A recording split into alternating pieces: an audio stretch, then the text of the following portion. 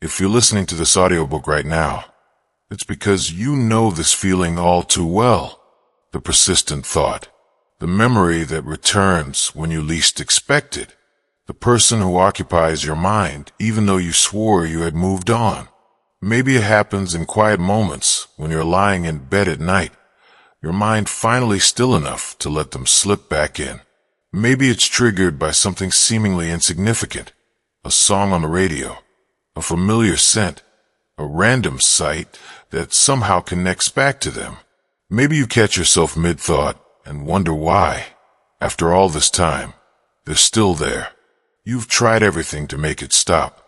You've thrown yourself into work, channeling your energy into productivity, convincing yourself that busy hands make quiet minds. You've pursued new relationships, hoping someone else would occupy the space they left behind, only to find yourself comparing everyone to them or feeling guilty for thinking about them while with someone new. You've distracted yourself with social media, with entertainment, with anything that promises to fill the void or silence the thoughts. You've told yourself it doesn't mean anything, that it's just nostalgia, just your mind playing tricks on you, just a phase that will pass. You've convinced yourself that time would heal this, that eventually you'd wake up one morning and realize you hadn't thought about them in days, weeks, months. And yet here you are, still wondering, still remembering, still caught in a loop of thoughts you can't seem to escape. It feels like a haunting sometimes, doesn't it? Like they've taken up residence in your mind without permission and refuse to leave no matter how many times you've asked them to go. You might feel weak for not being able to let go. You might judge yourself for still being affected. You might wonder what's wrong with you, that you can't just move on like everyone says you should. But what if I told you that this isn't weakness? That this isn't you being stuck or unable to move on? What if these persistent thoughts are actually your psyche trying to communicate something crucial to you? Carl Jung, one of the most profound psychologists of the 20th century, spent decades studying the unconscious mind and came to a revolutionary conclusion. Nothing in the unconscious is random. Every thought, every feeling, every recurring pattern exists for a reason. And when someone continues to resurface in your mind despite your best efforts to forget them, it's not because you lack willpower or discipline or strength. It's because your unconscious is holding on to something unfinished, something unresolved, something that needs to be understood before it can be released. The person who won't leave your thoughts isn't just a memory. They're a symbol, a representation of something far greater than themselves. They've become entangled with parts of your psyche that were there long before you met them and will remain long after they're gone from your life. Understanding why they linger isn't about analyzing them or what happened between you. It's about understanding yourself at a level most people never reach. It's about diving deep into the unconscious forces that shape your emotions, your attachments, your very sense of who you are. Think about how memories work for a moment. Most people, most experiences, most relationships fade naturally with time. You can remember them if prompted, but they don't spontaneously surface. They don't interrupt your present moment. They don't demand attention. They're filed away peacefully in your mental archives, accessible but not intrusive.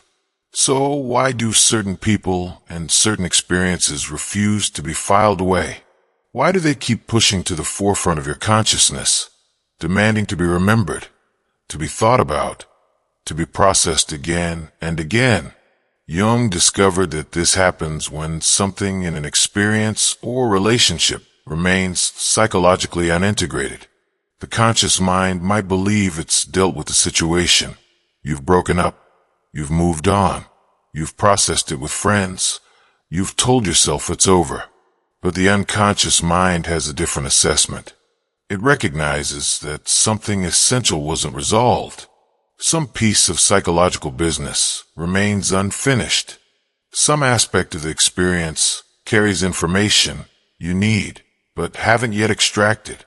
And so it keeps presenting the person, the memory, the situation to your conscious mind, hoping you'll finally understand what it's trying to show you.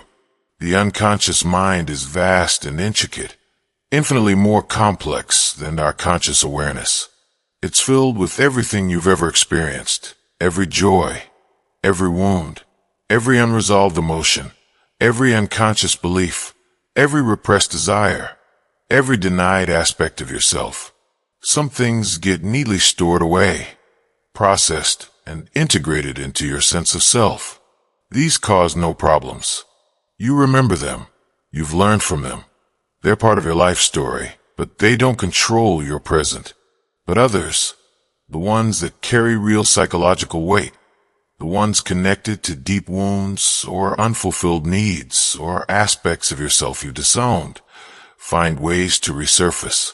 They return again and again, wearing different faces, manifesting in different ways, until you finally stop running and start listening to what they're trying to tell you. Most people approach these persistent thoughts with frustration and confusion. Why can't I just let this go? What's wrong with me? Why am I still affected by this after so much time? Why can't I be normal and just move on like everyone else seems to? But these are the wrong questions. They're based on a misunderstanding of how the psyche actually works. They assume that persistent thoughts are a problem to be eliminated rather than a message to be understood. They treat the symptom rather than recognizing it as a signpost pointing toward deeper work that needs to be done. The right question, the one that opens the door to real understanding and genuine freedom, is not why won't they leave my mind, but rather what part of myself is being reflected in them. Because here's what Jung discovered through decades of studying the human psyche. The people who occupy our thoughts most persistently are not just people. They are mirrors, reflecting back aspects of ourselves we haven't yet recognized or integrated. They are teachers, showing us where our psychological work lies. They are symbols, representing parts of our own psyche that are demanding attention and integration. Think about this carefully. When you obsess over someone, when their memory returns compulsively despite your efforts to move on, what exactly are you thinking about? Are you really thinking about them as they actually are, with all their flaws, complexities, and humanity? Or are you thinking about what they represented to you, the feeling they gave you, the version of yourself you became when you were with them, the need they awakened, the wound they exposed, the quality they embodied that you found irresistible, the way they made you feel seen, or special, or alive, or valuable? Most of the time, the person we can't stop thinking about has become far more symbolic than real in our minds. They've transformed from an actual human being with their own complexities and struggles into a container for our projections, our unmet needs, our shadow qualities, our deepest fears and longings. The person you're thinking about obsessively isn't really them anymore. It's a psychological construct, a symbol your unconscious has created to represent something about yourself that needs attention.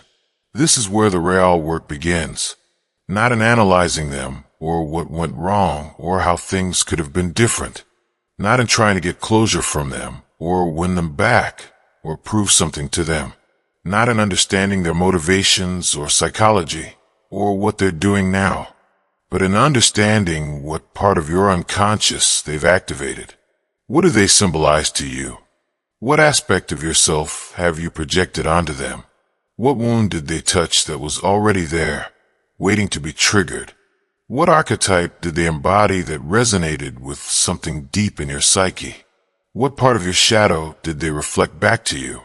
These questions lead you inward, toward self-knowledge, toward the kind of psychological integration that actually sets you free.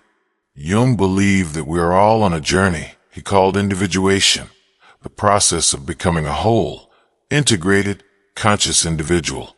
This journey requires us to recognize and integrate the parts of ourselves we've denied, repressed, or projected onto others. The thoughts that won't leave your mind are not obstacles to this journey. They are part of the journey itself. They are signposts pointing toward aspects of yourself that need attention, understanding, and integration. They are invitations to become more conscious, more whole, more fully yourself. Maybe you've sought closure from the person who won't leave your thoughts. Maybe you've replayed conversations in your mind thousands of times, analyzed every detail, tried to understand exactly what happened and why. Maybe you've imagined what you would say if you saw them again, rehearsed conversations that will never happen, fantasized about scenarios where they finally understand, or apologize, or come back, or give you the validation you're seeking. Maybe you've even reached out to them, hoping that one final conversation would bring the peace you seek, only to find that even after talking to them, the thoughts persist. The obsession continues. The cycle doesn't end. But Jung would tell you that real closure doesn't come from external sources. It doesn't come from them finally understanding you, or apologizing, or admitting they were wrong, or validating your experience. It doesn't come from getting them back, or proving you're better off without them. It comes from internal integration. The person who occupies your mind is showing you something about yourself. And until you understand what that is, until you integrate that lesson, they will continue to return. Not because you're weak, but because your psyche is persistent in its drive toward wholeness and won't let unfinished business remain unfinished. This might be difficult to accept. We want to believe that our feelings are about other people, that our emotional reactions are justified by what others did or didn't do. There's a certain comfort in making our inner world dependent on outer circumstances. It absolves us of responsibility. If they had just behaved differently, if the relationship had worked out, if you'd gotten the closure you needed, then you'd be fine. The problem is external. The solution is external. You are just a victim of their choices, their behavior, their inability to give you what you needed. But this is an illusion that keeps you trapped. It's a story that makes you powerless. As long as you believe your peace depends on someone else, on their actions, their words, their presence or absence, their validation or acknowledgement, you remain forever dependent on variables you can't control. You've given them control over your inner world. You've made them responsible for your psychological state. You've externalized your power, placing your well-being in their hands. And no matter how much you think about them, no matter how much you analyze what happened or fantasize about reconciliation, you will never find freedom as long as this dynamic persists. True power comes from recognizing that the person in your thoughts is ultimately just a catalyst. They triggered something, yes, but what they triggered was already there. They awakened something, but that something already existed within you. They exposed a wound, but you were carrying that wound long before they came along. They reflected a quality, but that quality or its absence was already part of your psychological makeup. And once you understand this, once you truly grasp that your persistent thoughts are not about them, but about you, everything shifts. The obsession loses its grip. The memory loses its power. Not because you forced yourself to forget or moved on through sheer willpower, but because you've extracted the lesson your unconscious was trying to teach you.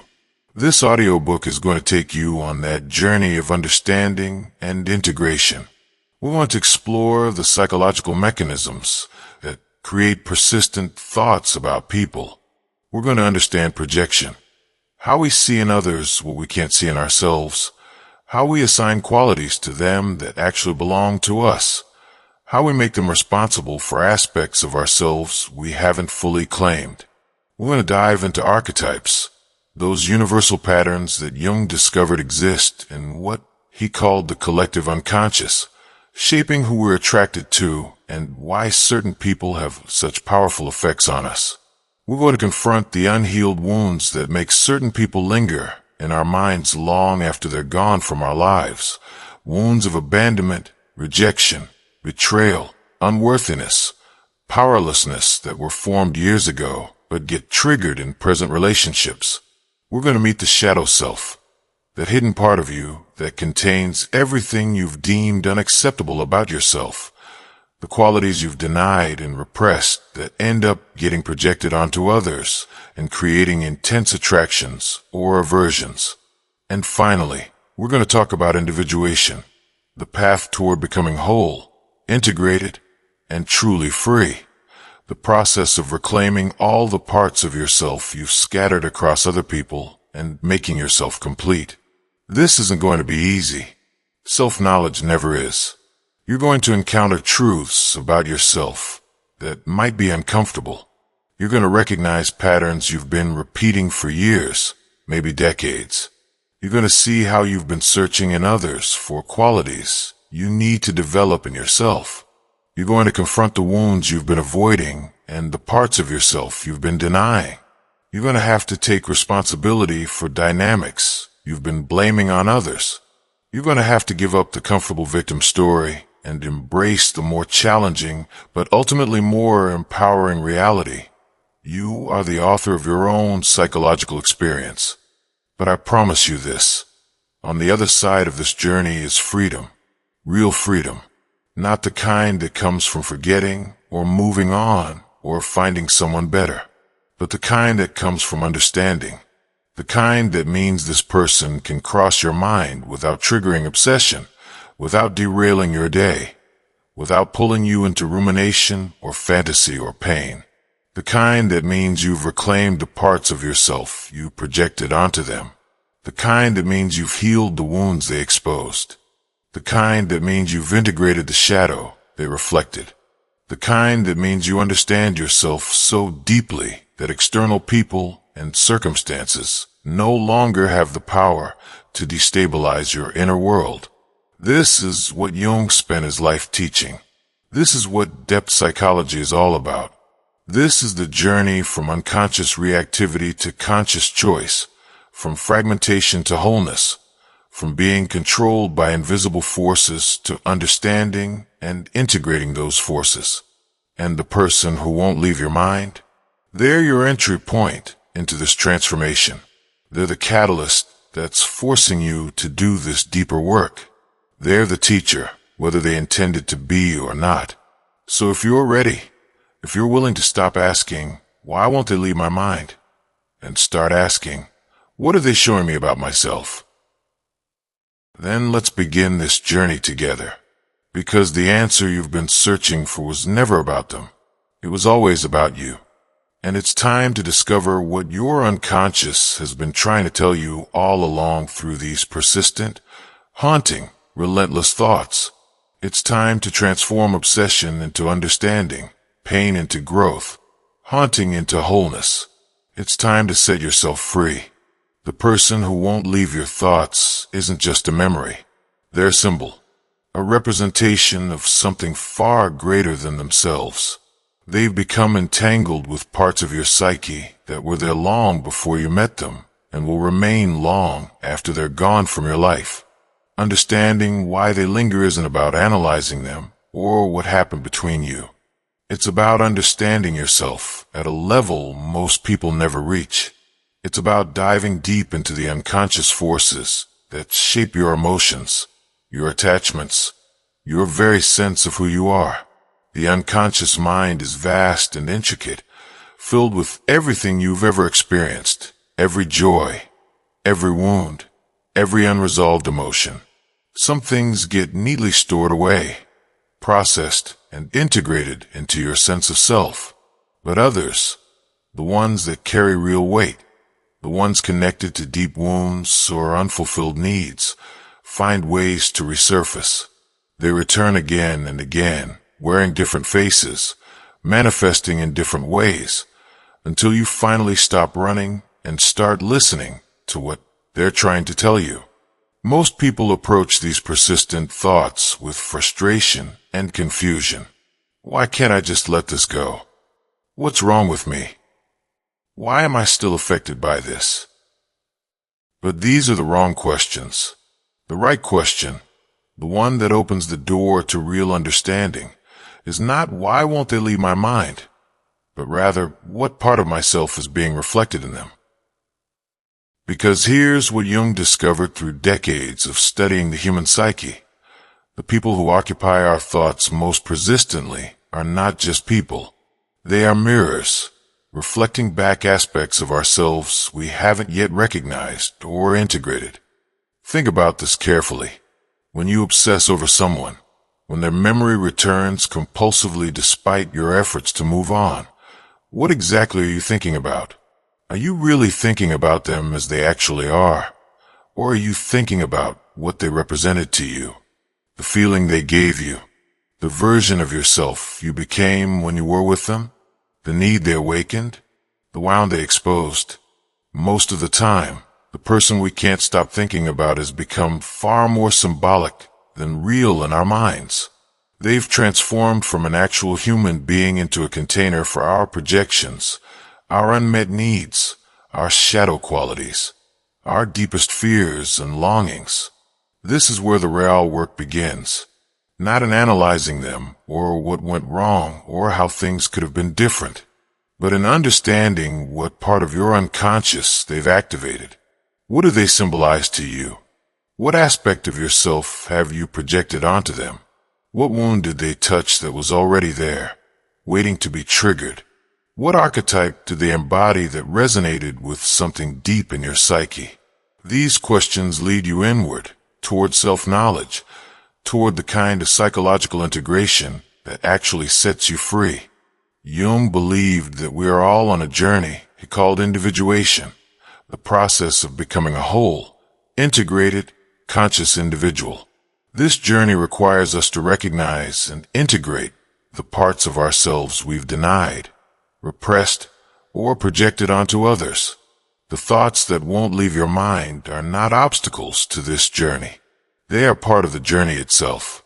They are signposts pointing toward aspects of yourself that need attention, understanding, and integration.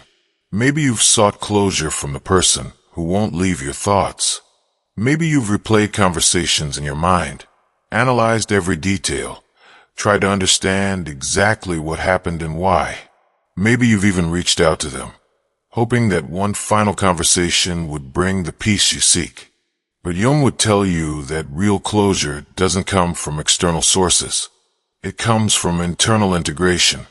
The person who occupies your mind is showing you something about yourself. And until you understand what that is, until you integrate that lesson, they will continue to return. This might be difficult to accept.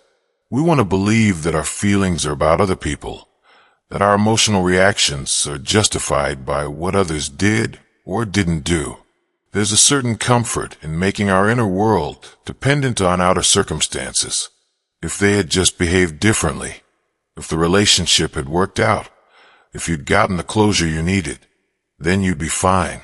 But this is an illusion that keeps you trapped. As long as you believe your peace depends on someone else, on their actions, their words, their presence or absence, you remain powerless. You've given them control over your inner world. True power comes from recognizing that the person in your thoughts is ultimately just a catalyst. They triggered something, yes, but what they triggered was already there. They awakened something, but that something already existed within you. They exposed a wound, but you were carrying that wound long before they came along. And once you understand this, once you truly grasp that your persistent thoughts are not about them, but about you, everything shifts. The obsession loses its grip.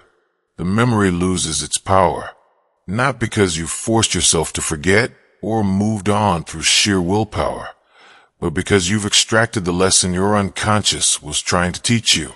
This audiobook is going to take you on that journey. We want to explore the psychological mechanisms that create persistent thoughts about people. We're going to understand projection, how we see in others what we can't see in ourselves. We're going to dive into archetypes, those universal patterns that shape who we're attracted to and why. We're going to confront the unhealed wounds that make certain people linger in our minds long after they're gone from our lives.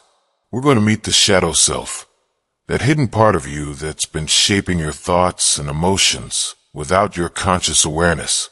And finally, we're going to talk about individuation, the path toward becoming whole, integrated, and truly free. This isn't going to be easy. Self-knowledge never is. You're going to encounter truths about yourself that might be uncomfortable. You're going to recognize patterns you've been repeating for years, maybe decades. You're going to see how you've been searching in others for qualities you need to develop in yourself. You're going to confront the wounds you've been avoiding and the parts of yourself you've been denying. But I promise you this, on the other side of this journey is freedom, real freedom, not the kind that comes from forgetting or moving on, but the kind that comes from understanding, the kind that means this person can cross your mind without triggering obsession. The kind that means you've reclaimed the parts of yourself you projected onto them. So if you're ready, if you're willing to stop asking, why won't they leave my mind? And start asking, what are they showing me about myself? Then let's begin. Because the answer you've been searching for was never about them. It was always about you. And it's time to discover what your unconscious has been trying to tell you all along. Chapter 1. The power of projection. Let's start with something that might completely shift how you see your obsessive thoughts. What if I told you that when you can't stop thinking about someone, you're not actually thinking about them at all? What if the person occupying your mind is just a screen onto which you're projecting parts of yourself you haven't fully recognized or accepted? This is the concept of psychological projection, and it's one of the most powerful forces shaping human relationships and the thoughts that follow them. Carl Jung understood projection better than almost anyone. He recognized that we don't see people as they truly are. We see them through the lens of our own unconscious, filtered through our experiences, our wounds, our needs, our denied aspects. In other words, we project parts of ourselves onto them, often without any awareness that we're doing it. And then we react not to who they actually are, but to what we've projected onto them. This is why two people can have completely different experiences of the same person. They're not seeing the person. They're seeing their own projections. Think about someone you were once intensely attracted to, someone who seemed almost perfect in your eyes. Remember how you saw them in those early days? The way they moved, spoke, existed seemed somehow special, almost magical. You probably found yourself thinking about them constantly, replaying conversations, imagining future scenarios together. Everything about them fascinated you. But here's the question. Were you actually seeing them clearly? Or were you seeing qualities you admired, longed for, or needed reflected back to you? Projection works in multiple ways, and understanding these different types will help you recognize what's happening in your own mind. The first and most common type is positive projection, when we assign admirable or desirable qualities to someone else. This happens when we see in another person something we wish we had ourselves. Maybe they seem confident and you struggle with self-doubt. Maybe they appear free-spirited and you feel trapped by obligations and expectations. Maybe they seem emotionally open and you've spent years building walls around your heart. When you project positive qualities onto someone, you're essentially disowning those qualities in yourself. You're saying, that's not me, that's them. And so you become fixated on them, drawn to them, unable to stop thinking about them because they're carrying something that actually belongs to you. The confidence you see in them, that's your own potential confidence that you've never fully claimed. The freedom you admire, that's your own desire for freedom that you've been suppressing. The emotional depth you're attracted to, that's your own capacity for depth that you've been afraid to express. This is why these relationships often feel so intense and consuming. You're not just attracted to a person. You're attracted to a part of yourself that you've exiled, and being around them gives you a taste of what it would be like to reclaim that part. But here's the trap. As long as you believe those qualities exist only in them and not in you, you'll remain dependent on their presence to feel complete. You'll think about them obsessively because in your mind, they hold the key to something you need. But they don't. You do. You've always had it. You've just been projecting it outward instead of recognizing it within. Let me give you a concrete example. Imagine you meet someone who seems extraordinarily self-assured. They walk into rooms with ease, speak their mind without apparent fear of judgment, make decisions quickly and confidently. You find yourself drawn to them, thinking about them constantly, wanting to be around them. You might even describe feeling like you need them in your life. But what's really happening? You're projecting your own disowned confidence onto them. Somewhere along the way, probably in childhood, you learned to doubt yourself. Maybe your confidence was criticized, punished, or mocked. So you pushed it down, suppressed it, convinced yourself you're just not that kind of person. But that confidence didn't disappear. It just went into your unconscious, waiting to be reclaimed. When you meet someone who embodies that quality openly, your unconscious recognizes it immediately. There it is. That's what I've been missing. But instead of recognizing it as something within you that needs to be developed, you experience it as something they have that you need. And so you become fixated on them, unable to stop thinking about them. Because as long as they're in your life, you get to experience that quality vicariously. But the moment they leave, you feel devastated, incomplete, as if they took something essential with them. They didn't. What you're feeling is the absence of a quality you never fully claimed as your own. Then there's negative projection, which is equally powerful but works in reverse. This is when you see in someone else the qualities you can't accept in yourself. Your anger, your selfishness, your neediness, your capacity for cruelty, your weakness. These are the shadow qualities. The parts of yourself you've judged as unacceptable and pushed out of your conscious awareness. But they don't disappear just because you've disowned them. They get projected onto others. And then you react strongly to seeing those qualities in other people. Have you ever had someone who just irritates you for reasons you can't quite explain? Someone whose behavior triggers intense anger or judgment, even when they're not doing anything to you directly. That's negative projection at work. Something about them is reflecting a quality you possess, but refuse to acknowledge. Maybe they're openly needy, and you pride yourself on being independent, but deep down you're terrified of your own needs. Maybe they're visibly angry, and you've spent your life suppressing your rage because you were taught it was unacceptable. Maybe they're selfish, and you've martyred yourself for others while secretly resenting it. And here's where it gets really interesting. Sometimes the people we can't stop thinking about are the ones who triggered negative projections in us. We don't just obsess over people we admire. We also obsess over people who hurt us, angered us, exposed something we didn't want to see. These thoughts feel different from positive obsession. They're more like rumination, replaying scenarios, imagining what we should have said, analyzing their behavior, trying to prove they were wrong and we were right. But the mechanism is the same. They've become a screen for parts of yourself you haven't integrated. Think about someone who hurt you deeply, someone whose actions you've analyzed endlessly, trying to understand how they could do what they did.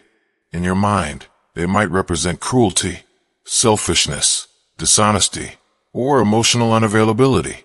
You think about them because you're trying to make sense of their behavior, trying to get closure, trying to understand why. But Jung would ask you, what if they're also showing you something about yourself? Not to blame you for their actions, but to help you recognize where you might have your own capacity for those qualities, however suppressed or denied. Maybe the person who betrayed you is reflecting your own capacity for self-betrayal, the ways you've abandoned your own needs and values to please others. Maybe the person who was emotionally unavailable is mirroring your own disconnection from your emotions. Maybe the person who is selfish is showing you where you need to develop healthy selfishness, the ability to prioritize your own well-being without guilt. This doesn't excuse their behavior, but it does explain why you can't stop thinking about them. Your unconscious is using them as a teacher, trying to show you something about yourself that you need to see. There's also a third type of projection that Jung wrote extensively about, the projection of our contrasexual unconscious, what he called the anima in men and the animus in women. But we'll explore that more deeply in the next chapter when we talk about archetypes. For now, understand that projection is happening constantly in all your relationships, shaping not just how you see others, but also what thoughts persist after they're gone. So how do you know when you're projecting? Here are the telltale signs. First, intensity of emotion that seems disproportionate to the actual circumstances. If someone triggers extremely strong feelings in you, whether positive or negative, that's usually a sign you're seeing not just them, but also something about yourself. Second, idealization or demonization. When you can't see someone's humanity, when they become either perfect or terrible in your mind, you're definitely projecting. Real people are complex, flawed, multifaceted. If someone exists in your mind as purely good or purely bad, you're not seeing them clearly. You're seeing a projection. Third, obsessive thinking and inability to let go. If you can't stop thinking about someone long after they're gone, if your mind keeps returning to them despite your conscious efforts to move on, your unconscious is likely using them as a symbol for something unintegrated in yourself. Fourth, feeling incomplete without them or triggered by them. If their presence makes you feel whole or their absence makes you feel broken, that's projection. No other person should have that much power over your sense of self. If they do, it's because you've given them ownership of qualities that actually belong to you. And finally, repetition of patterns. If you keep finding yourself attracted to the same type of person over and over, or if you keep ending up in similar dynamics with different people, that's a clear sign of projection. Your unconscious is repeatedly trying to work through something by putting it in external form. It's like your psyche is saying, "Here, look at this pattern. This is important. Figure out what this means about you." So what do you do with this knowledge? How do you stop projecting and start seeing clearly? The first step is recognition. Simply becoming aware that projection exists and that you are likely engaging in it is huge. Most people go through life completely unconscious of this process, forever reacting to projections without understanding what's happening. Just by reading this, you're already ahead of the game because you are developing the capacity to observe your own mind. The second step is to actively question your intense reactions to people. When you find yourself thinking obsessively about someone, whether with admiration or anger, pause and ask yourself, what quality am I seeing in them that I need to examine in myself? What are they showing me that I haven't wanted to see? This practice of turning projections inward is the beginning of real psychological work. The third step is to reclaim what you've projected. If you've been projecting confidence onto someone else, start developing confidence in yourself. If you've been projecting creativity, emotional depth, freedom, or any other quality, start cultivating that quality within. This is how you actually free yourself from obsessive thoughts, not by forcing yourself to forget the person, but by taking back what was always yours to begin with. And for negative projections, the work is to acknowledge and integrate your shadow qualities. This doesn't mean acting them out destructively. It means recognizing that you, like all humans, contain the full spectrum of human qualities, light and dark, generous and selfish, strong and weak, kind and cruel. When you accept this about yourself, when you stop trying to be purely good and start being genuinely human, other people lose their power to trigger you. You can see their behavior clearly without making it about your own denied qualities.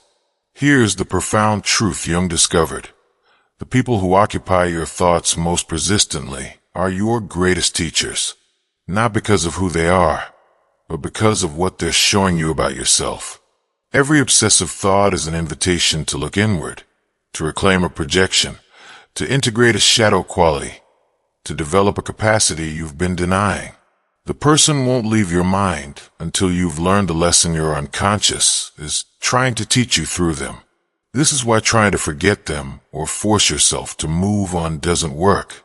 Your unconscious isn't done with them yet, not because you need them, but because you need what they represent. And once you take that back, once you recognize and integrate the projection, the obsessive thoughts naturally fade, not because you force them away, but because they've served their purpose. Your unconscious releases them because there's nothing left to learn from that particular mirror. So the person you can't stop thinking about is not your problem. They're your solution. They're showing you exactly what you need to see about yourself. The question is, are you brave enough to look? Chapter 2. Archetypes, the Invisible Forces.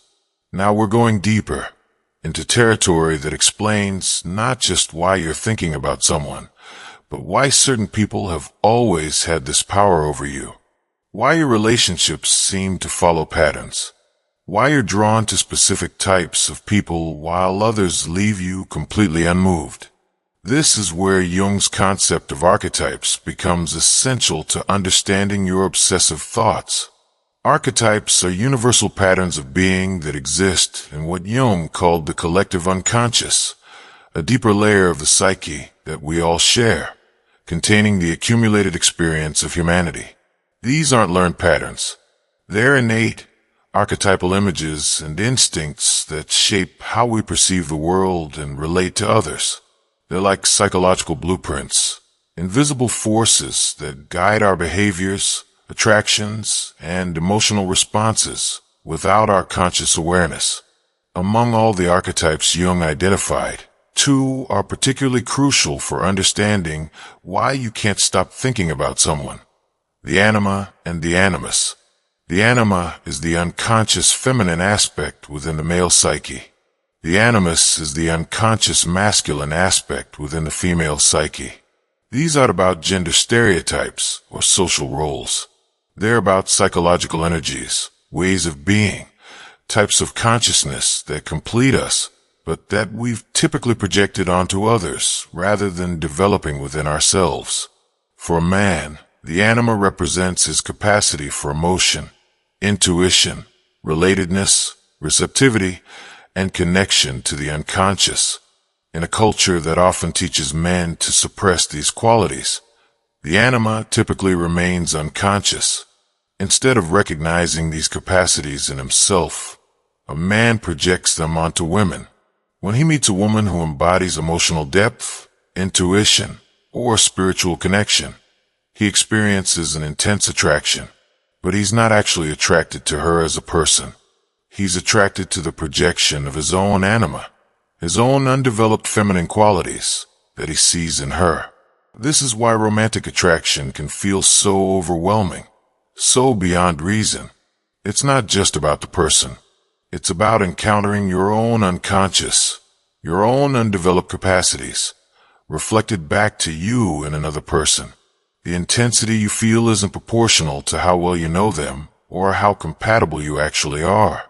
It's proportional to how powerfully they're carrying your projection of your contrasexual unconscious. For a woman, the animus represents her capacity for assertion, logic, spiritual questing, decisiveness, and conscious-focused awareness.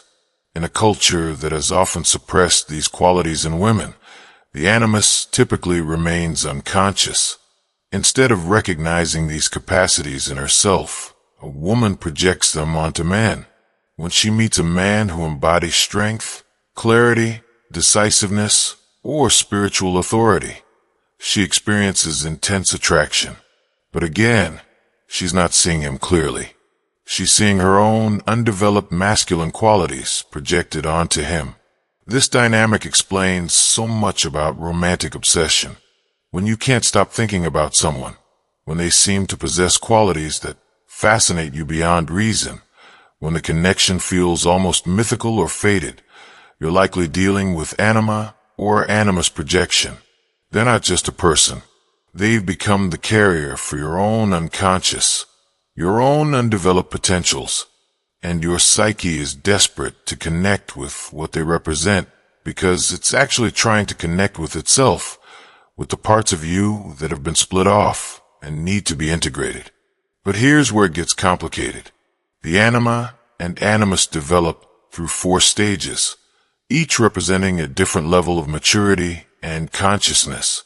Understanding which stage you're operating from can explain not just why you're drawn to certain people, but also why your relationships follow specific patterns and why certain types of people won't leave your thoughts. In men, the first stage of anima development is Eve, the purely biological, instinctual feminine. At this stage, a man is attracted to women based purely on physical attraction and sexual desire. Women exist as objects of need fulfillment. The second stage is Helen, the romantic, idealized feminine. Here women are placed on pedestals, seen as impossibly beautiful and perfect. This is the stage of courtly love and romantic obsession. The third stage is Mary, the spiritual, nurturing feminine. Women are seen as sources of wisdom, compassion, and moral guidance. And the fourth stage is Sophia, the wisdom feminine. Here the feminine is recognized as a source of deep spiritual and psychological wisdom, equal and integrated. Most men, Jung observed, get stuck somewhere in the first 2 stages. They either relate to women purely sexually, or they idealize them romantically. And when they can't stop thinking about a woman, it's often because she's become the carrier for their anima projection at one of these early stages. She represents the feminine qualities they need to develop in themselves, but instead of doing that inner work, they obsess over her, unable to move on because they've made her responsible for their own psychological development. In women, the animus develops through parallel stages. The first stage is represented by the physical man, pure strength and vitality. The second stage is the romantic man, the hero, the adventurer, the man of action and achievement. The third stage is the man of the word, the professor, priest, or orator who provides meaning and understanding. The fourth stage is the wise man, the spiritual guide who facilitates the woman's own connection to deeper meaning. And similarly, most women get stuck in the first 2 or 3 stages. They're drawn to physically powerful men, or romantic hero types, or men who seem to have all the answers. When they can't stop thinking about a man, it's often because he's become the carrier for their animus projection at one of these stages. He represents the masculine qualities they need to develop in themselves. But instead of doing that work, they obsess, unable to let go because they've externalized their own power. Here's what makes this particularly insidious. These projections feel like love. They feel like destiny. When you meet someone who perfectly carries your anima or animus projection, it feels like you found your other half, your soulmate, the person you were meant to be with. The intensity is overwhelming. You think about them constantly. You feel like you can't live without them. But this isn't actually love. It's projection.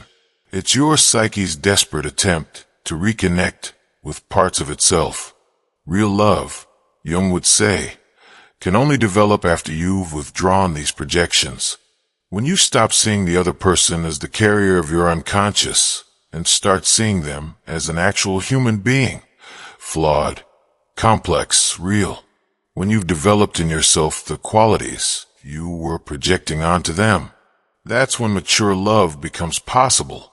But most relationships never get there because both people remain caught in projection, relating not to each other, but to their own unconscious reflected in the other.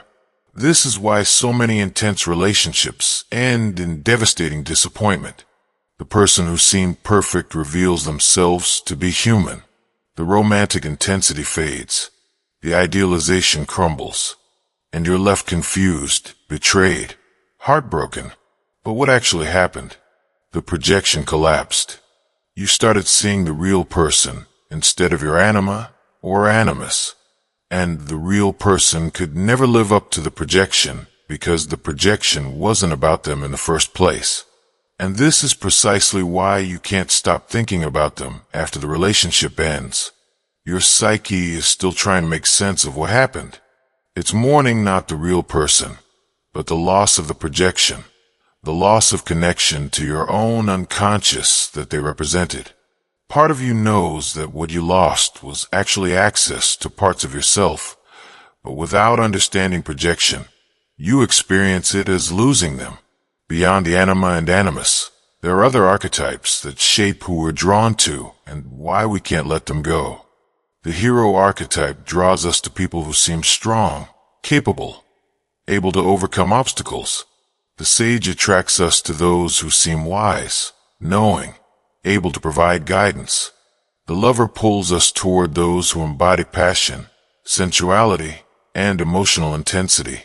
The caregiver makes us fixate on those who nurture, support, and tend to others. When someone won't leave your thoughts, ask yourself, what archetype do they embody for you? What universal pattern are they representing? Are they the hero you've been waiting to save you? The wise one you believe holds answers you need? The lover who awakens passion you've suppressed? The caregiver who provides the nurturing you never received? Understanding this helps you see that you're not really thinking about them as an individual. You're thinking about an archetypal pattern they've activated in your psyche. And here's the crucial insight. These archetypal patterns will keep repeating until you integrate them consciously. You'll keep meeting new versions of the same person. Keep having the same intense reactions. Keep finding yourself unable to move on until you recognize the pattern and do the work of developing that archetype within yourself. If you keep being drawn to hero types, it's because you need to develop your own heroic capacity. If you keep falling for sage types, it's because you need to develop your own wisdom. The external attraction is just your unconscious showing you what you need to integrate internally. This is why some connections feel fated or karmic. It's not that you knew this person in a past life, or that the universe brought you together. It's that they perfectly embody an archetype your psyche needs to work with right now. They're teaching you through attraction, through obsession, through the pain of their absence. And the teaching is always the same. Develop this in yourself. Stop searching for it in others. Become whole. Jung called this process individuation, which we'll explore more in later chapters. But understand this. Every person who occupies your thoughts obsessively is an invitation to individuation. They're showing you what's missing in yourself, what needs to be developed, what parts of your psyche are demanding integration. The intensity of your thoughts about them is proportional to how important this developmental task is for your psychological growth.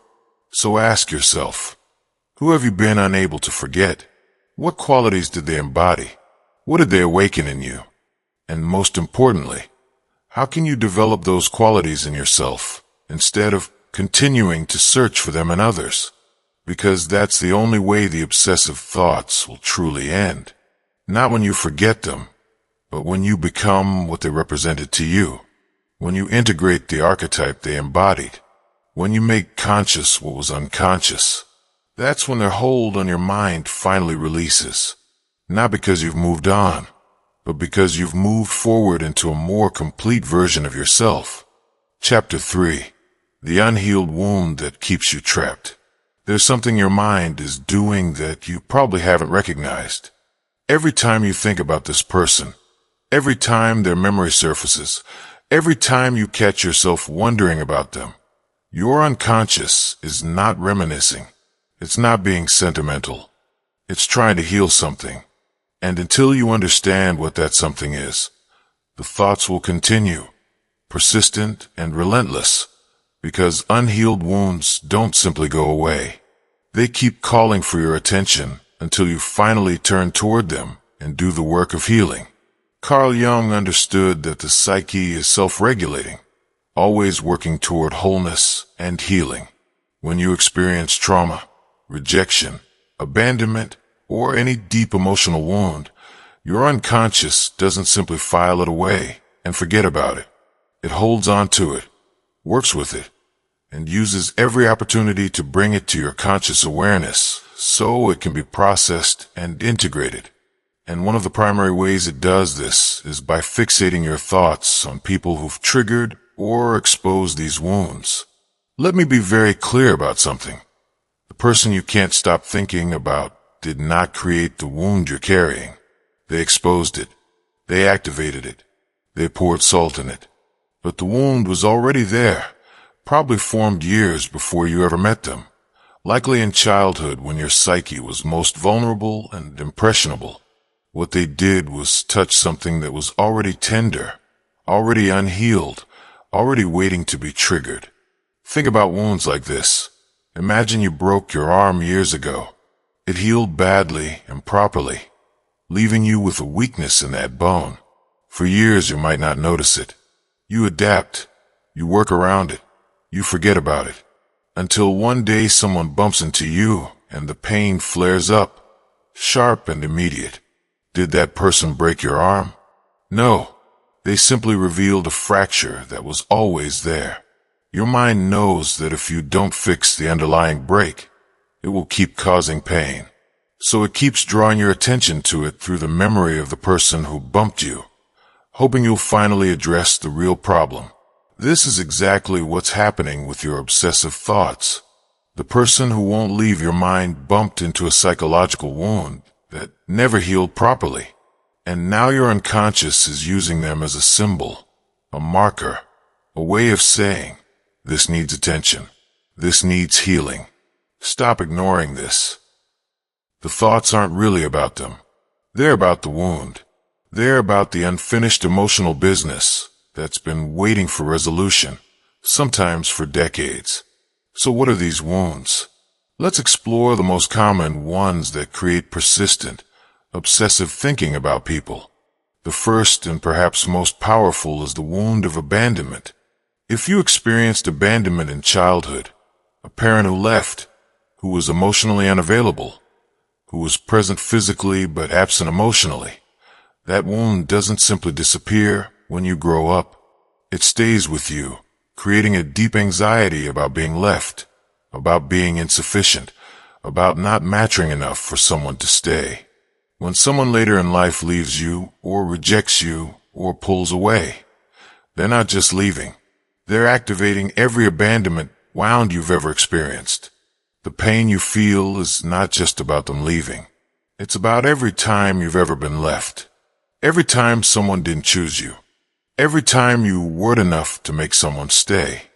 And your mind fixates on them because your unconscious is trying to make sense of this overwhelming pain, trying to understand why abandonment keeps happening, trying to find a way to prevent it from happening again.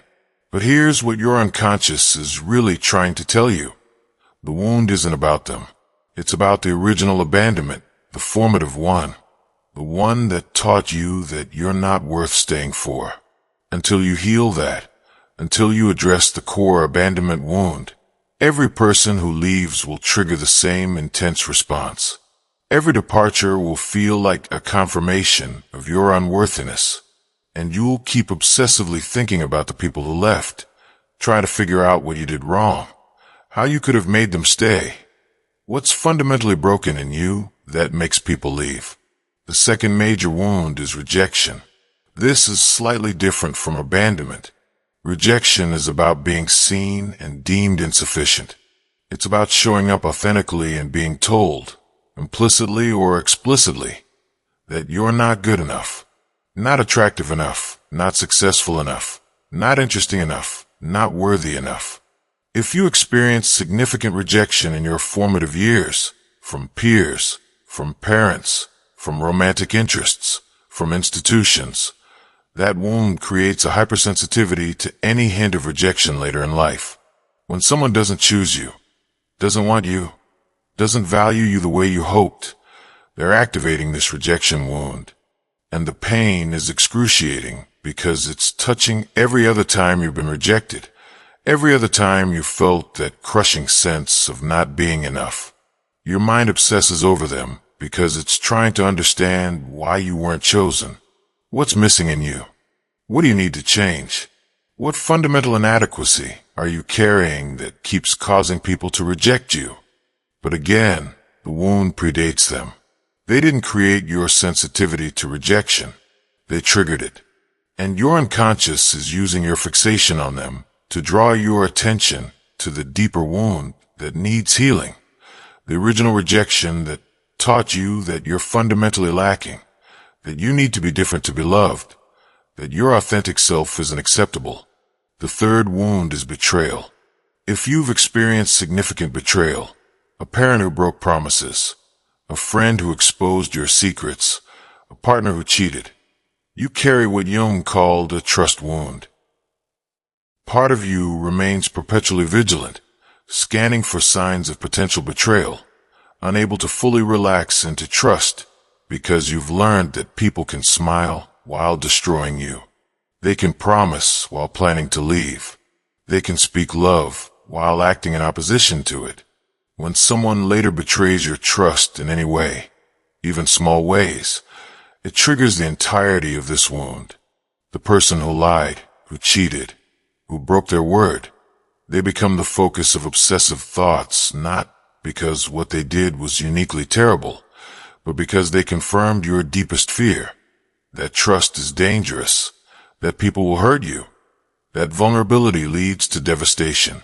Your mind can't let them go because it's trying to make sense of betrayal itself, trying to find a way to protect yourself from ever experiencing it again, trying to answer the question, how do I trust when trust has been weaponized against me?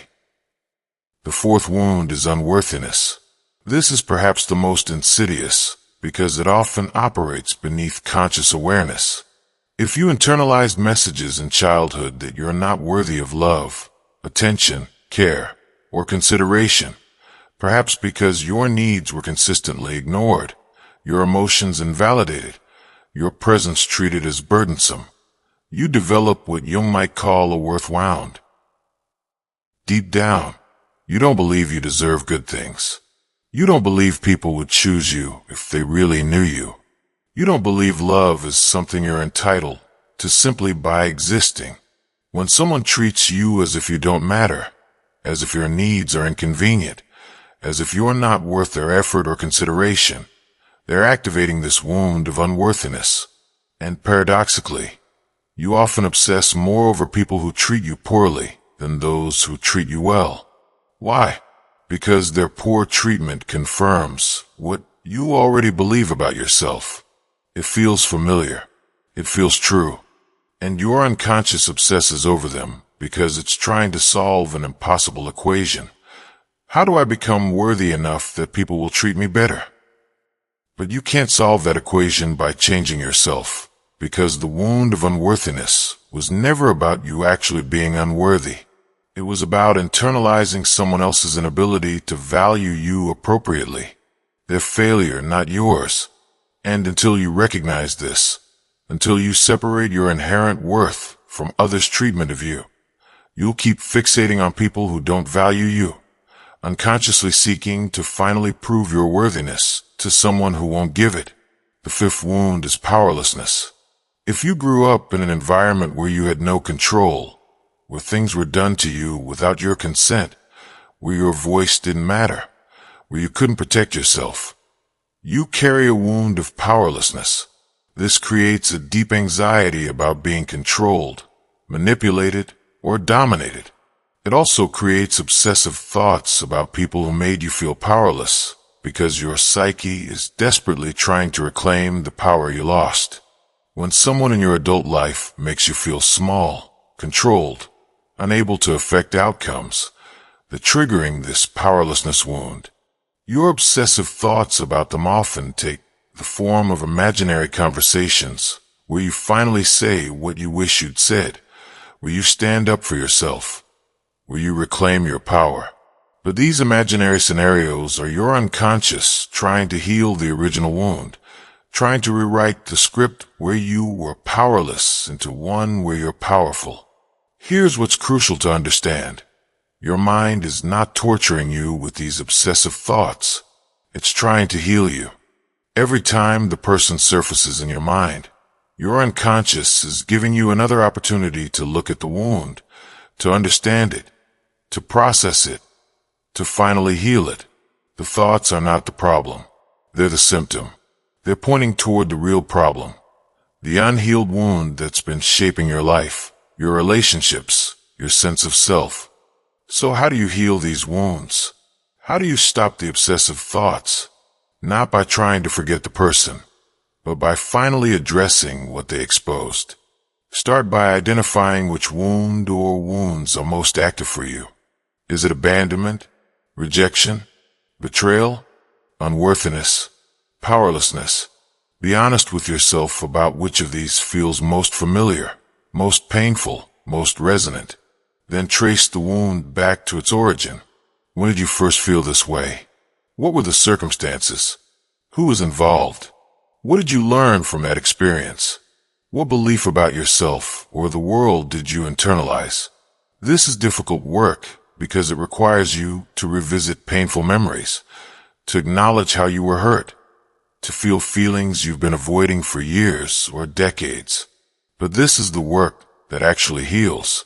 Not positive thinking, not affirmations, not trying to convince yourself you're over it, but genuine psychological work of understanding how the wound formed, acknowledging its impact, feeling the feelings that were never fully processed, and then consciously choosing new beliefs that serve you better. For abandonment wounds, the healing comes from learning to stay with yourself, to prove to yourself that even if others leave, you won't abandon yourself, to develop the capacity to self-soothe, to meet your own needs, to be your own secure base. The wound heals when you realize that your worth isn't determined by whether others stay, and that you're capable of surviving and thriving even without external validation. For rejection wounds, healing comes from radical self-acceptance, from recognizing that you don't need everyone to choose you. That being rejected doesn't mean you're rejectable. It means you weren't the right fit for that person or situation. The wound heals when you stop trying to be enough for others and start being enough for yourself. When you choose yourself even when others don't. For betrayal wounds, healing comes from learning to trust yourself, from developing such a strong relationship with your own intuition, your own boundaries, your own values, that even if someone betrays you, you trust yourself to handle it, to recover, to discern trustworthy people.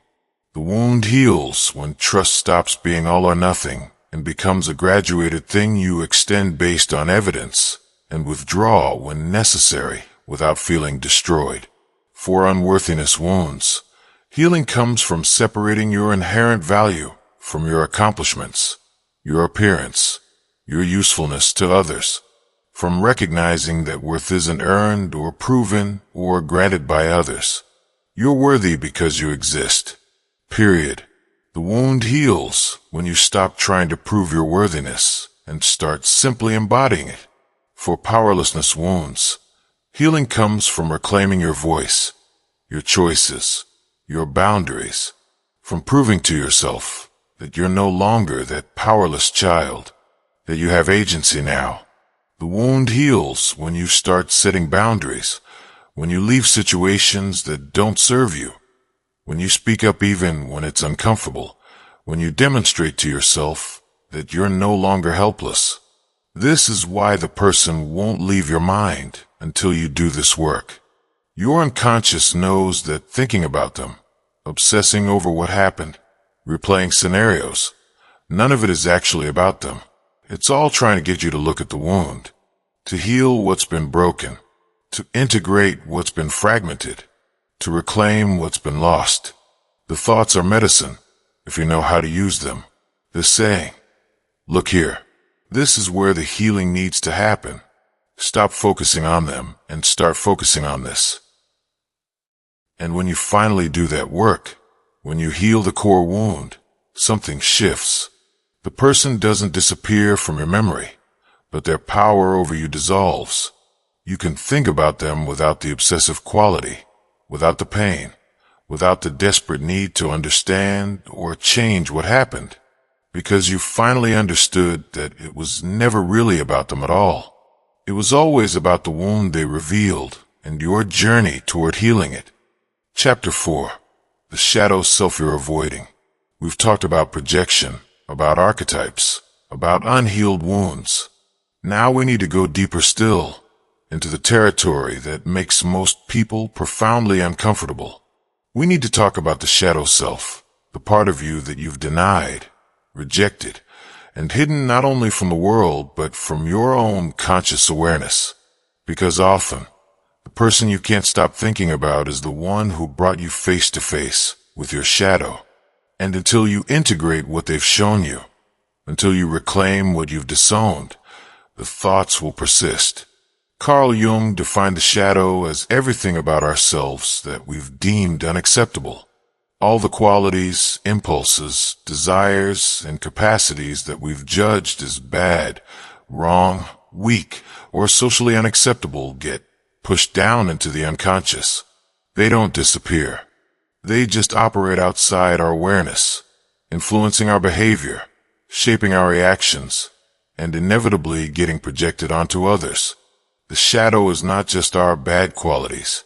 It also contains positive qualities we've suppressed, gifts we've denied, strengths we've disowned because they didn't fit the image we were supposed to maintain. Most people live their entire lives without ever confronting their shadow. They maintain a carefully constructed persona, the version of themselves they present to the world, while keeping the shadow buried. But the shadow doesn't stay buried. It leaks out in unexpected moments. It surfaces in our judgments of others. It manifests in repetitive relationship patterns, and it attaches itself to certain people in our lives who, often without meaning to, become mirrors for what we've hidden from ourselves. This is where your obsessive thoughts come in. When someone activates your shadow, when they reflect back qualities you've denied in yourself, your reaction is often extreme. You might be irrationally attracted to them, drawn to them in ways that don't make logical sense, or you might be repelled by them, triggered by them, unable to stop thinking about how much they irritate or anger you. Either way, the intensity is a sign that you're dealing with shadow material. They're showing you something about yourself that you need to see, but have been avoiding. Let's start with the shadow qualities you might be drawn to in others. Think about someone you've been intensely attracted to, someone you've idealized, someone you've put on a pedestal. What qualities did they possess that fascinated you? Was it confidence, spontaneity, sensuality, assertiveness, power? Whatever it was, there's a good chance those are qualities you've suppressed in yourself. Maybe you learned early that it wasn't safe to be confident, so you developed humility that borders on self-deprecation. Maybe you learned that spontaneity was irresponsible, so you became rigidly controlled. Maybe you learned that expressing sexuality was shameful, so you suppressed your sensual nature. Maybe you learned that assertiveness was aggression, so you became passive. Maybe you learned that claiming power made you selfish, so you made yourself small. These disowned qualities don't disappear. They go into your shadow. And then when you meet someone who embodies those qualities openly, your unconscious recognizes them immediately. There's what I've been missing. There's the part of me I pushed away. And you become obsessed. Not with the person, but with what they represent. They're carrying qualities that belong to you. Qualities you need to reclaim. Qualities that are essential for your wholeness. Jung would say that this attraction is your psyche's attempt to become whole. It's using this person as a mirror, trying to show you what needs to be integrated. But instead of recognizing these qualities in yourself and developing them, most people become dependent on the other person. They think, I need them in my life because they make me feel alive/confident/free/sexy. But that's backwards. What they're actually saying is, this person reminds me of parts of myself I've disowned, and being around them lets me experience those parts vicariously without having to claim them as my own. And this is why the ending of such relationships is so devastating. When a person leaves, you feel like you've lost a part of yourself. And in a way you have, but only because you never actually claimed that part as your own. You let them carry it. You experienced it through them rather than developing it in yourself. So their departure feels like losing access to aspects of yourself you desperately need. The obsessive thoughts are your psyche mourning the loss and trying to figure out how to get those qualities back. But the answer is not to get them back. The answer is to develop them yourself, to stop outsourcing your wholeness to other people. Now let's talk about the opposite dynamic, the shadow qualities in others that repel or trigger you. Have you ever had someone in your life who just irritated you beyond reason? Someone whose behavior pushed your buttons in ways you couldn't fully explain? Someone you thought about often, but not with longing, with anger, judgment, or frustration. This is also shadow work, just in reverse.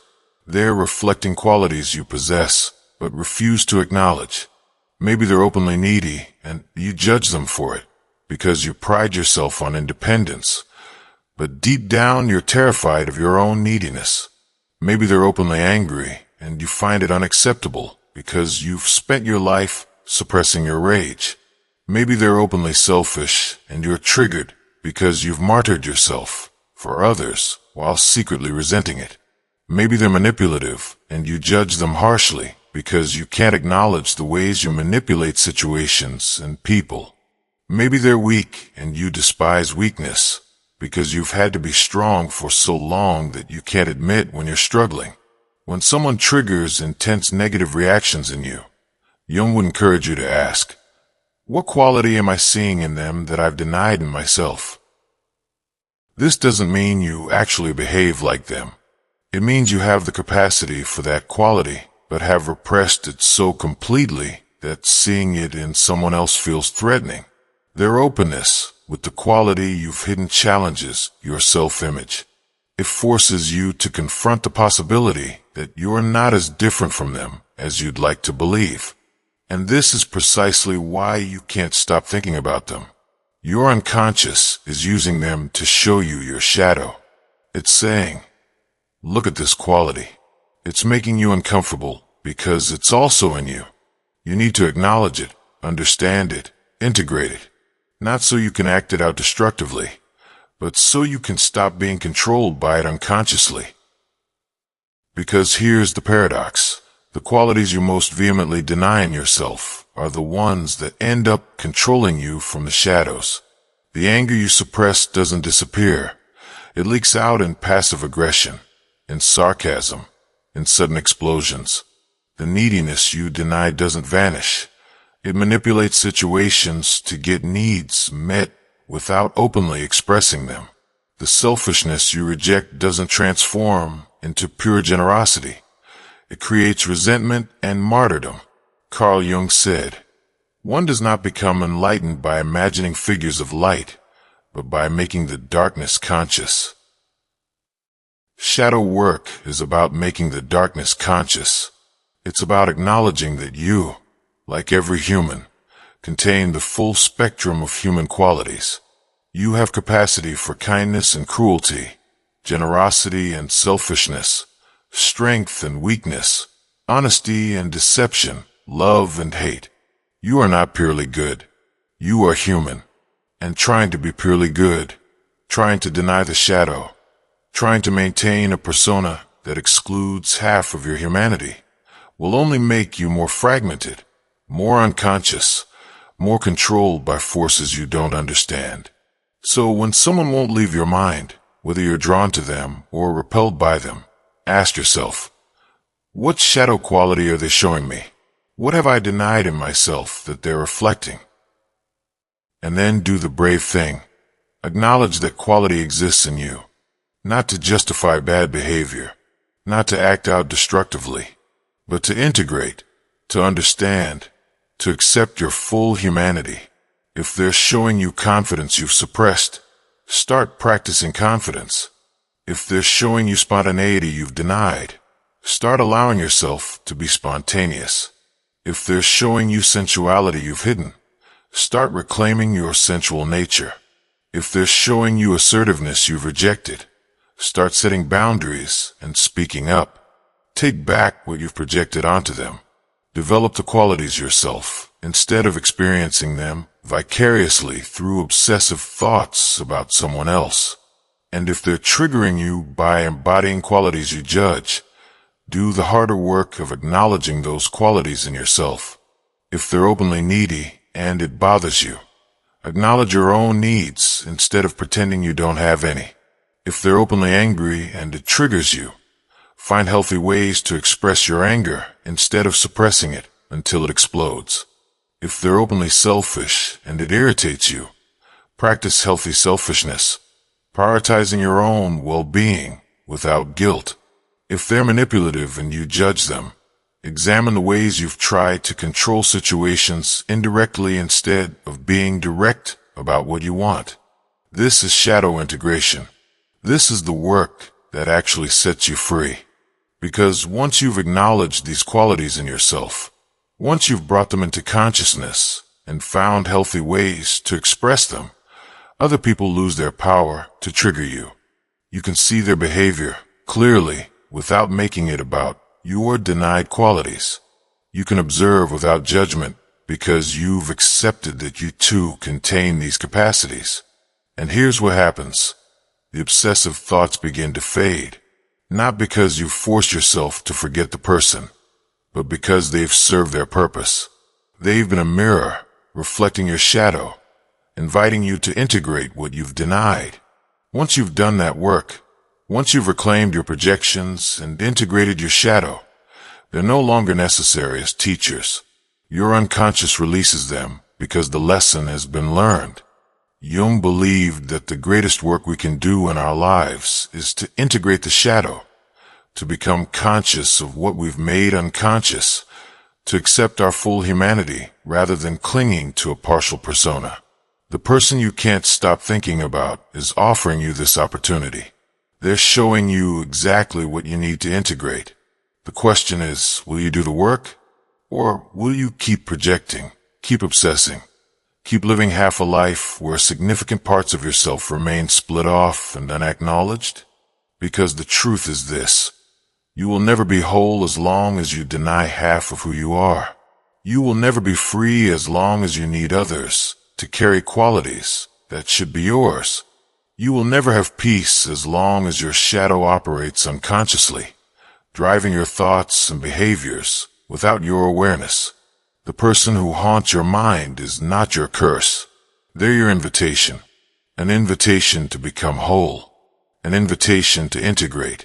An invitation to finally meet yourself. All of yourself, perhaps for the first time. Chapter 5. Individuation. Reclaiming your power. We've journeyed through projection, archetypes, unhealed wounds, and the shadow self. You've learned that the person who occupies your thoughts is fundamentally a mirror, teacher, a symbol of something within yourself that needs attention. Now comes the most important question. How do you actually free yourself? How do you move from obsessive thoughts to genuine liberation? The answer lies in Jung's concept of individuation, the process of becoming a whole, integrated, conscious individual. This is where transformation actually happens. Individuation is not about perfection.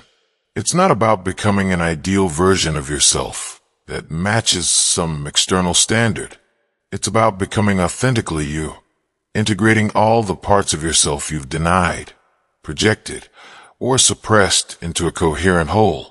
It's about taking responsibility for your own psychological development rather than waiting for others to complete you, validate you, or give you what you need. It's about reclaiming your power from all the people, circumstances, and beliefs that you've allowed to hold it. Let's be very clear. As long as someone else occupies your thoughts obsessively, as long as you believe they hold the key to your happiness or peace, you are giving them power over your inner world. You've made them responsible for your psychological state.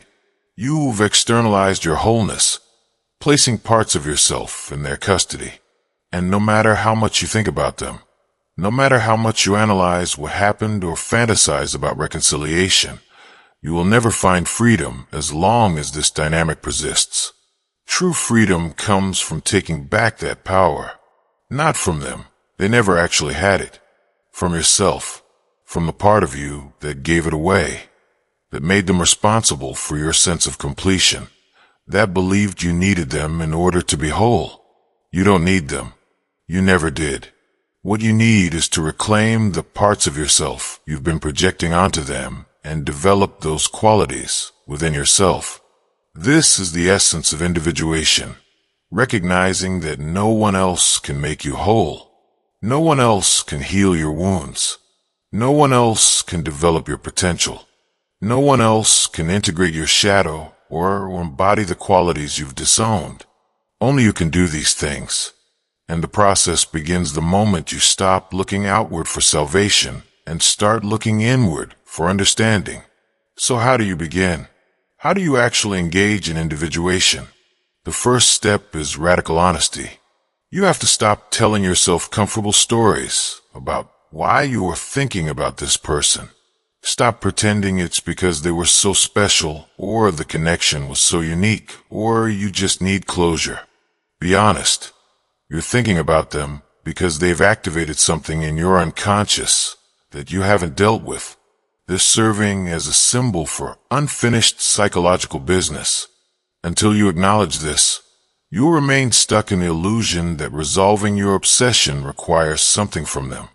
Their acknowledgement, their return, their explanation, their apology. The second step is to identify specifically what they represent. Go back through everything we've discussed. What were you projecting onto them? What archetype did they embody for you? What wound did they expose? What shadow quality did they reflect? Be specific. Write it down if necessary. Get crystal clear on what they symbolized in your psyche, because you can't integrate what you haven't identified. For example, maybe you realize, I projected my disowned confidence onto them. I saw them as self-assured and powerful, while seeing myself as weak and uncertain. I became obsessed with them because being around them let me experience confidence vicariously. The wound they exposed was my childhood rejection, which taught me that being confident made others uncomfortable. So I learned to make myself small. The shadow quality they reflected was my own suppressed power, my capacity for strength and self-assertion that I've been denying for years. That level of specificity is what individuation requires. Vague awareness won't cut it. You need to understand the precise psychological dynamics at play. The third step is to grieve. This might seem counterintuitive, but you need to mourn what you're losing. Not the person themselves, but the fantasy. The fantasy that they could complete you. The fantasy that if only you could get them back, you'd finally feel whole. The fantasy that someone out there holds the missing pieces of yourself. This is a real loss because you've been organizing your psychological life around this fantasy, perhaps for months or years. Letting it go is painful, but it's necessary. You have to release the illusion before you can embrace reality. The fourth step, and this is where the real work begins, is to develop in yourself what you've been projecting onto others. If you've been projecting confidence, start building real confidence through actions that prove to yourself you're capable. If you've been projecting emotional depth, start doing the inner work of exploring your own emotions instead of being fascinated by others' emotional lives. If you've been projecting creativity, start creating instead of admiring creators. If you've been projecting freedom, start making choices that honor your freedom instead of envying others' liberty. This isn't about becoming someone else. It's about becoming more fully yourself. You already have these qualities within you, dormant and undeveloped. The person you've been obsessing over didn't create them. They simply reflected them back to you. Now you need to claim them, cultivate them, make them your own. This is practical, daily work. Small choices that align with the qualities you want to embody. Consistent actions that prove to yourself you are developing these capacities. The fifth step is shadow integration work. Acknowledge the parts of yourself you've been denying. If you've been suppressing anger, find healthy ways to express it. If you've been denying neediness, practice asking for what you need directly. If you've been hiding vulnerability, practice being more open and authentic with safe people. If you've been rejecting your sexuality, start accepting and honoring your sensual nature. This work is uncomfortable because it requires you to admit you're not the perfect person you've been pretending to be. But perfection is not the goal. Wholeness is, and wholeness includes the shadow. The sixth step is wound healing. This requires you to revisit the original wounds that made you vulnerable to obsessive attachments in the first place. If you carry abandonment wounds, you need to do the work of learning to stay with yourself, to prove you won't abandon yourself even when others do. If you carry rejection wounds, you need to practice radical self-acceptance, choosing yourself even when others don't choose you. If you carry betrayal wounds, you need to rebuild trust in yourself, in your intuition, in your ability to discern safe people. If you carry unworthiness wounds, you need to separate your inherent value from your achievements and others' treatment. If you carry powerlessness wounds, you need to reclaim your voice, your choices, your agency. This wound work often requires professional help. Therapy, particularly depth psychology approaches like Jungian analysis, can be invaluable. These wounds are often deep, formed in childhood when you were most vulnerable, and healing them completely might take years. But the work is essential, because until you heal the core wounds, you'll keep attracting people who trigger them, and you'll keep having obsessive thoughts about people who've exposed them. The seventh step is consciousness. Jung believed that the primary goal of psychological development is to make conscious what has been unconscious.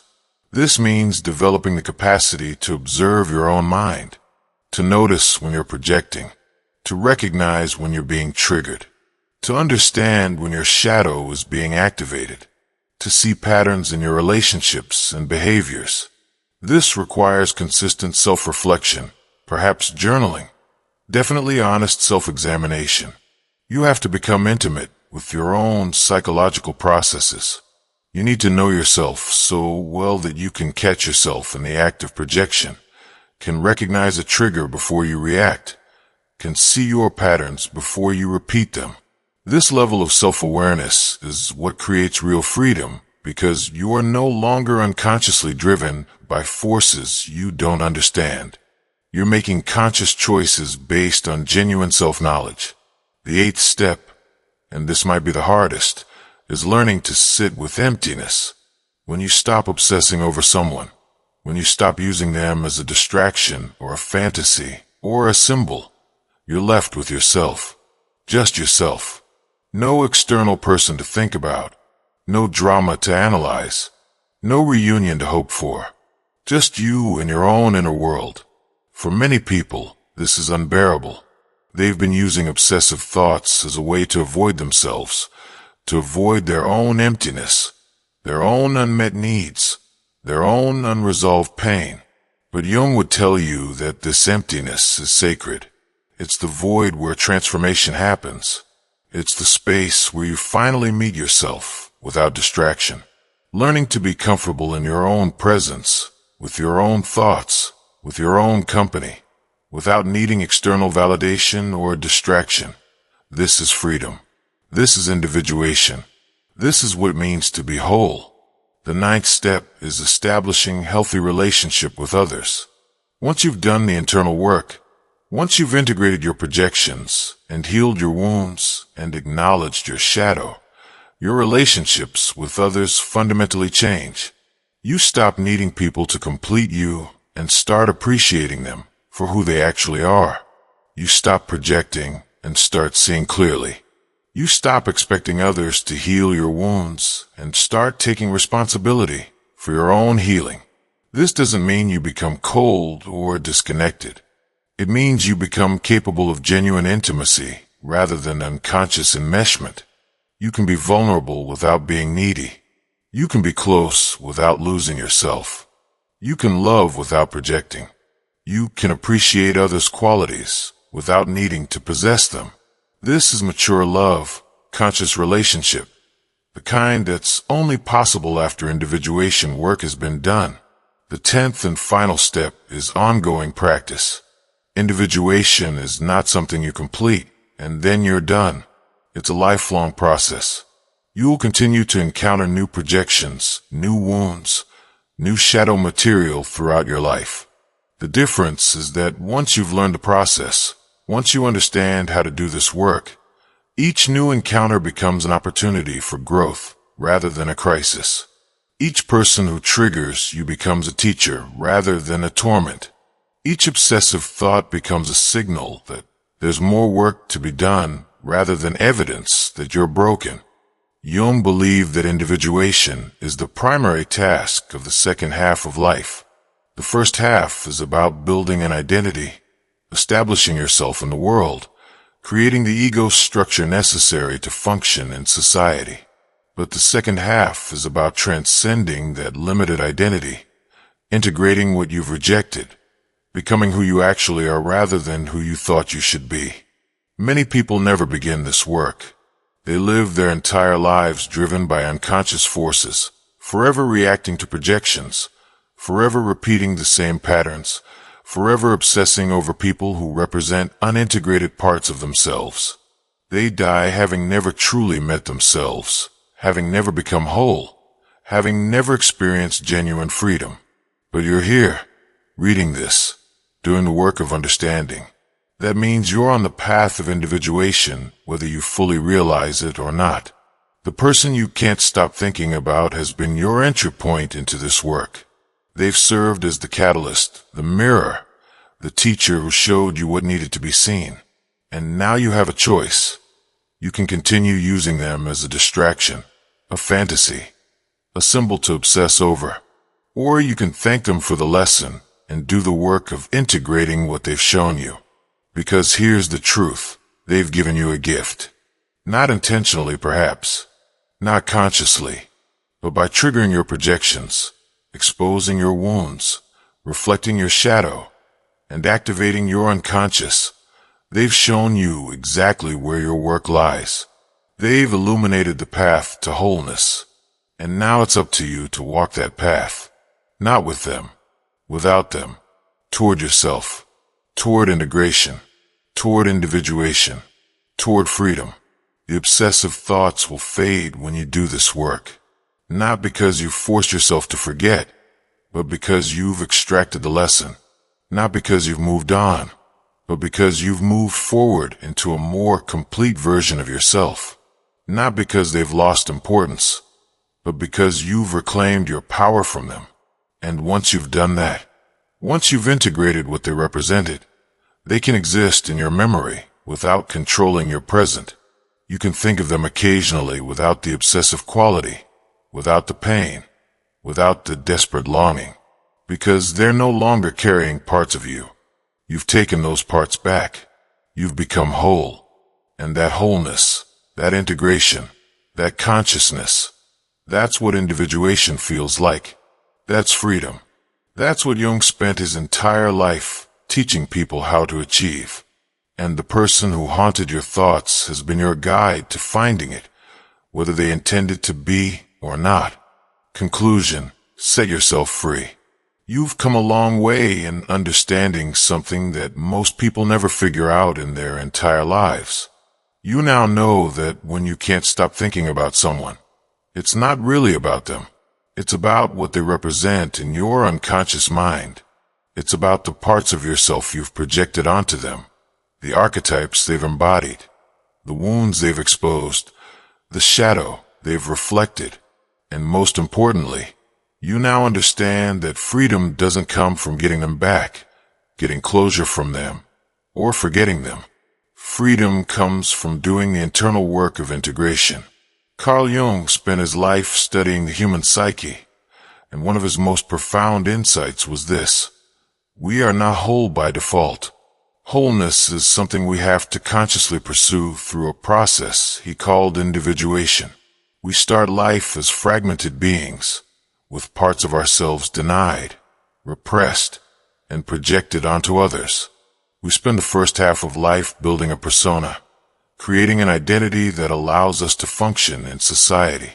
But if we're fortunate, if we're willing to do the difficult work, we spend the second half of life taking off that persona, reclaiming our projections, integrating our shadow, and becoming truly ourselves. The person who won't leave your mind has been your entry point into this process. They've been a mirror showing you what you need to see about yourself. They've been a teacher, though they probably had no intention of teaching you anything. They've been a catalyst for your psychological and spiritual growth, even if the relationship itself was painful or ended badly. And now you have everything you need to complete this transformation. Let's be very clear about what happens next. The work of individuation is not easy. It requires brutal honesty with yourself about qualities you've been denying, wounds you've been avoiding, patterns you've been repeating.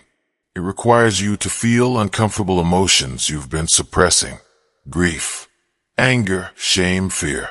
It requires you to take responsibility for your own wholeness instead of waiting for someone else to complete you. It requires you to develop qualities in yourself that you've been admiring in others. It requires you to acknowledge shadow aspects you've been projecting onto people you judge. This is demanding work, but it's also the most important work you'll ever do. Because on the other side of this work is genuine freedom. Not the freedom of forgetting or moving on, but the freedom of understanding. The freedom of no longer being driven by unconscious forces you don't comprehend. The freedom of reclaiming all the parts of yourself you've scattered across other people. The freedom of being whole rather than fragmented.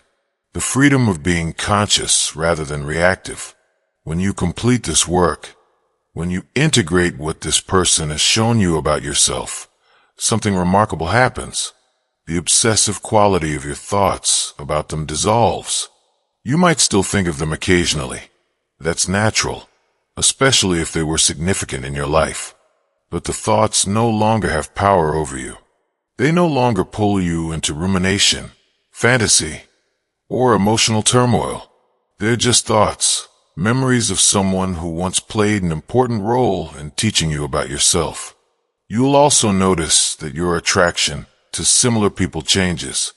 If you've been repeatedly drawn to the same type of person, perhaps emotionally unavailable people if you have abandonment wounds, or overly confident people if you've disowned your own confidence, that pattern begins to shift. Once you've integrated the projections and healed the wounds, you stop being magnetically pulled toward people who trigger the same dynamics. You become capable of seeing people clearly rather than through the lens of your projections. Your relationships in general become healthier. You stop needing people to complete you and start appreciating them for who they actually are. You stop projecting and start seeing. You stop expecting others to heal your wounds and start taking responsibility for your own healing. You become capable of genuine intimacy rather than unconscious enmeshment. You can be vulnerable without being needy, close without losing yourself, loving without losing your identity. You also become less judgmental of others because you've integrated your shadow. When you've acknowledged your own capacity for weakness, selfishness, anger, and all the other qualities you've judged in others, you become more compassionate. You see people's behavior as a reflection of their own wounds and unconscious patterns rather than as personal attacks. This doesn't mean accepting poor treatment.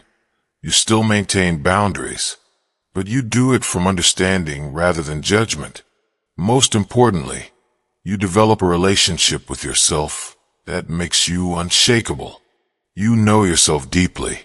You understand your patterns, your triggers, your wounds, your projections. You're intimate with your own psyche in a way that makes external validation less necessary. You become your own source of strength, wisdom, and love rather than seeking these things primarily from others. This is what Jung meant by individuation, becoming a whole, integrated individual who doesn't need external sources to feel complete. But here's what you need to understand. This work never truly ends. Individuation is a lifelong process. You don't complete it and then you're done. You'll continue to encounter new projections, new wounds, new shadow material throughout your life. You'll meet new people who trigger you, who fascinate you, who mirror aspects of yourself you haven't yet recognized. But the difference is that once you understand the process, once you've learned how to do this work, each new trigger becomes an opportunity rather than a crisis. Each obsessive thought becomes a signal pointing toward more work to be done rather than evidence that something is wrong with you. So what do you do now? How do you actually apply everything you've learned? Start with awareness. Pay attention to your thoughts about this person. Notice when they arise. What triggers them? What emotions accompany them? What are you actually thinking about them as they really are, or what they represented to you?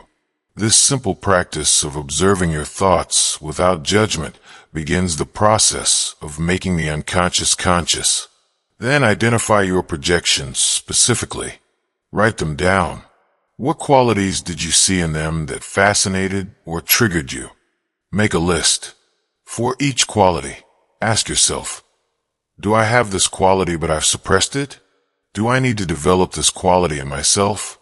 Is this something I've been trying to experience through others rather than cultivating within? Be ruthlessly honest. Next, identify the wounds that were exposed. What old pain did this person trigger? Abandonment, rejection, betrayal, unworthiness, powerlessness. Trace these wounds back to their origins if you can. When did you first feel this way? What circumstances created this wound? What beliefs about yourself or the world did you internalize? Understanding the origin of wounds is the first step toward healing them. Then do shadow work. What qualities did this person embody that you judge or that trigger strong reactions in you? Make another list. For each quality, ask yourself honestly, do I have capacity for this quality but I've denied it? Am I judging them for something I can't accept in myself? This is difficult work because it requires acknowledging parts of yourself you've deemed unacceptable. But acknowledging them doesn't mean acting them out. It means bringing them into consciousness where they can be integrated healthily. Now comes the practical work. Develop what you've been projecting. If you projected confidence, start taking small actions that build real confidence. If you projected creativity, start creating. If you projected emotional depth, start exploring your emotions. If you projected power, start exercising your power through boundaries and choices. If you projected freedom, start making freer choices. This is not about becoming a different person. It's about becoming more fully yourself by reclaiming capacities you've always had but never developed. Also do the wound healing work. This might require therapy, particularly if the wounds are deep or complex. Find a therapist who understands depth psychology if possible. But you can also do significant healing work on your own through journaling, meditation, somatic practices, and conscious effort to reprogram the beliefs that formed around your wounds. If you carry abandonment wounds, practice staying with yourself. If you carry rejection wounds, practice choosing yourself. If you carry betrayal wounds, practice trusting your own judgment. If you carry unworthiness wounds, practice recognizing your inherent value. If you carry powerlessness wounds, practice exercising your power. And perhaps most importantly, learn to sit with emptiness. When the obsessive thoughts begin to fade, you'll be left with yourself, just yourself, without the distraction of obsessing over someone else. This can feel uncomfortable at first, You might feel bored, lonely, or anxious. Resist the urge to immediately fill that space with another obsession, another relationship, another distraction. Sit with it. Get comfortable with your own presence. Learn to be with yourself without needing external validation or entertainment. This is where real transformation happens. The person who's been occupying your thoughts has been your teacher. They've shown you exactly where your work lies. They've illuminated the path toward wholeness. And now you have everything you need to walk that path. Not with them, without them, toward yourself. You will know you've completed this work when you can think of them without the obsessive quality, when their memory no longer triggers intense emotions, when you can wish them well without needing anything from them, when you can acknowledge what the relationship taught you without regretting that it ended, when you've fully reclaimed the parts of yourself you projected onto them, when you've healed the wounds they exposed, when you've integrated the shadow they reflected, when you've become more whole because of what they mirrored back to you. That's freedom. That's individuation. That's what Jung spent his life teaching. And the person who haunted your thoughts has been your guide to discovering it, whether they intended to be or not. So set yourself free, not by forgetting them, but by understanding what they represented. Not by moving on, but by moving forward into a more complete version of yourself. Not by getting closure from them, but by creating closure within yourself through the work of integration. The thoughts will fade when you do this work. The obsession will dissolve. The person will remain in your memory, perhaps even with gratitude, but they'll no longer control your present, because you'll have reclaimed your power. You'll have integrated what they reflected. You'll have become whole. And when that happens, when you're finally free, you'll look back and realize that the person you were searching for was never them. It was always you. And it was always inside you, waiting to be discovered, waiting to be integrated, waiting to be made conscious. That's the journey. That's the work. That's the gift they gave you without knowing it. Now it's time. Time to stop looking outward and start looking inward. Time to stop obsessing over them and start integrating yourself. Time to stop waiting for them to give you what you need and start giving it to yourself. Time to stop being haunted and start being whole. You have everything you need. The insights, the understanding, the path forward. All that's left is the commitment to walk it. So make that commitment now.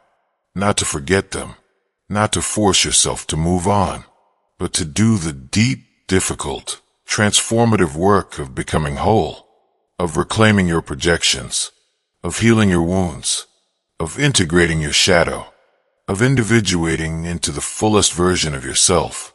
That's how you set yourself free. That's how the thoughts finally lose their power.